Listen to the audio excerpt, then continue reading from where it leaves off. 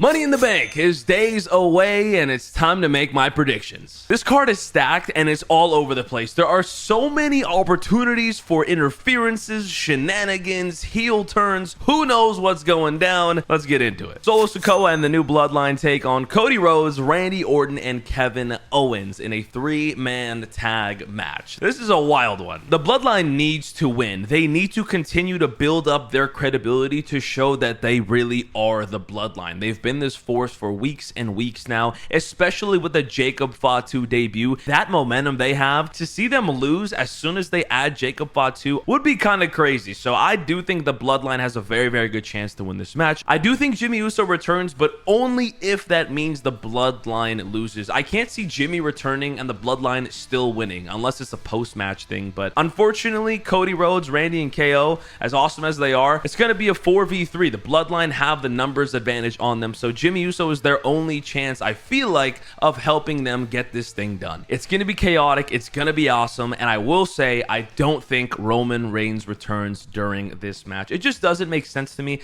I think Roman Reigns returns at SummerSlam because I think this feud will continue, of course, and we are going to get Cody and Solo at SummerSlam. And I don't know how that ends, but I do think Roman returns at SummerSlam, setting up the Bloodline Civil War and furthering their storyline. I just don't think it's at Money in the Bank. I also don't think we're getting a Randy heel turn, at least not on Cody Rhodes. This could be the start of Randy's heel turn. We've seen a lot of side eyes. We've seen a lot of looks from Randy Orton. I don't think he's turning on Cody because he's not getting that match at SummerSlam, and him turning on Cody now and getting a Mania match in like 7 months is a little too far down the road. But he could turn on Kevin Owens, and that could lead to their match at SummerSlam because Randy's got to get on that card, of course, and him and KO could have a great match together. So either way, again, if it's a normal 3-man tag, the Bloodline are winning. If it's a no DQ, Jimmy Uso comes in and costs them the match. Now let's talk the women's Money in the Bank ladder match between Io Sky, Chelsea Green, Lyra Valkyria, Tiffany Stratton, Naomi, and Zoey Stark. This is a great lineup and should be a great match. And let's make a case for each one of these superstars. Io Sky hasn't really done a lot since she lost the women's championship, and she's definitely championship material. So this could be a good opportunity for her to get back. Although I think she's got some problems with damage control right now, and there's a lot of tension there. Lyra Valkyria, a major dark horse in this match. She's been pushed very, very much and very well since her main roster pull-up, and she's been great. She kind of got the torch passed down to her from Becky Lynch,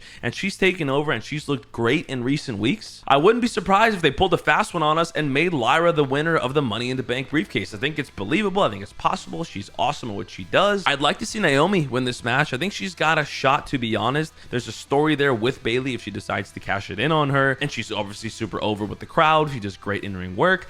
I just don't know if Naomi is winning this particular Money in the Bank. I don't know if the timing is right, but I would like for her to stay in the title picture. Let's talk Zoey Stark. First things first, I actually enjoy Zoey Stark. I think her character works. I like her in-ring ability. I think she's fine on the mic. I don't see the hate. I don't get that, but I also don't think she should have been in this match. I don't know if this is the match for her. I think when you look at this lineup, she's just the obvious one to not win this match, and that's fine. Unfortunately, I don't know what it is. She just doesn't really get over. It's interesting. Maybe she needs a gimmick change. I'm not sure, but I would have loved Dakota Kai in this match, man. I feel like the whole internet wrestling community is rooting for her, myself included, and I think she would have been great. I would have added a good dynamic with her and Io Sky, furthering their tension, maybe adding a little bit of teaming during this match. It would have been cool. So let's move on to the final two contestants.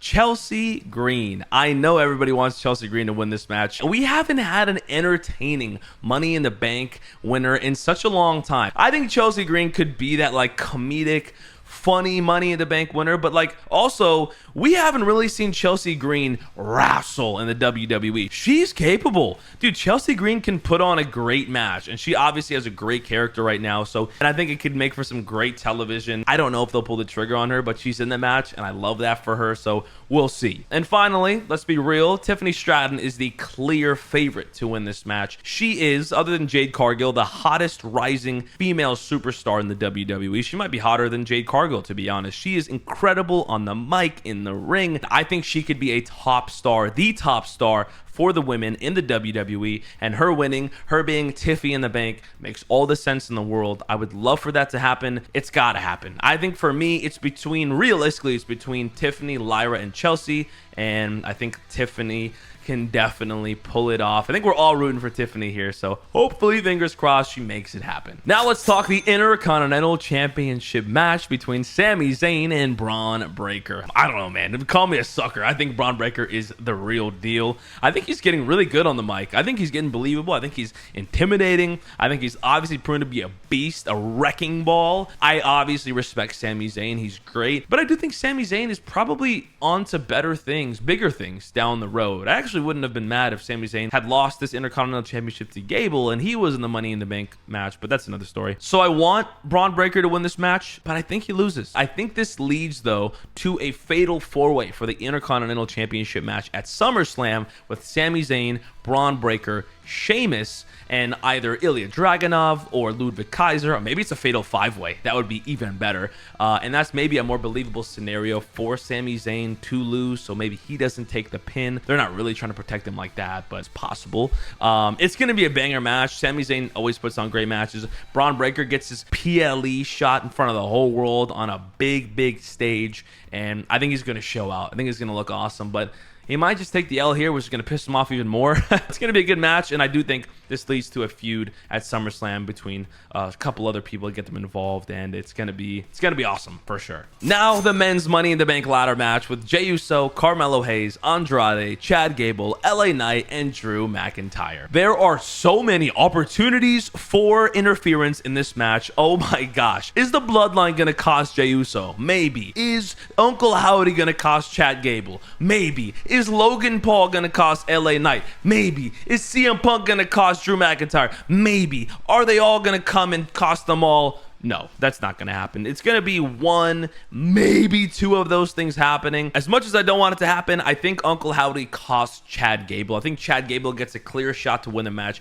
goes up the ladder, and then it goes boom. The lights go off. Thumb, thumb, thumb. And either he disappears from the match and is no longer involved, or maybe Uncle Howdy's the top of the ladder with him and the lights go out and it's over. I'm happy Carmelo Hayes is in the match. I actually wanted him in the match. He can move. He can be athletic. He's a rising star. It's good that he's here. This is some good television for him. I just don't think Carmelo Hayes wins this match. Same thing with Andrade. I know some people think he's a dark horse. There's no stories for Andrade moving forward. I don't think he has that belief from the fans, from the crowd yet. We know he can wrestle. He's a great wrestler. I just don't see him winning this match. I think he can definitely have some good spots, but LA Knight, yeah. I think he gets costed by Logan Paul in this match. If there is one more interference, I think it is from Logan Paul, leading to a Logan Paul LA Knight match for sure at SummerSlam for the US title. I do think LA Knight is a very big favorite to win this match.